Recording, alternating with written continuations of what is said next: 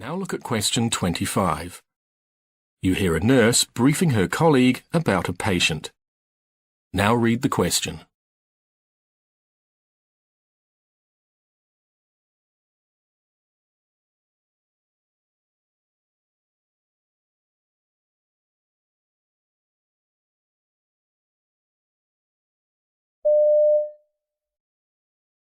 Mrs. Green was admitted last night for pneumonia. She came in yesterday with a cough, fever, dizziness and chest discomfort.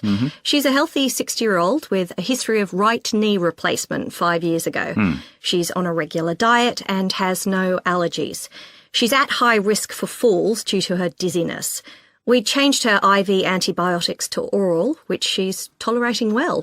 Her assessment is within normal limits, except for some mild shortness of breath and wheezing. Her vital signs are stable, oxygen saturation is 98% on 1 litre, and she's been comfortable during my shift.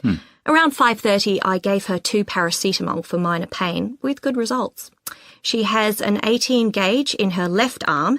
She's got normal saline at 15 mils per hour. Okay.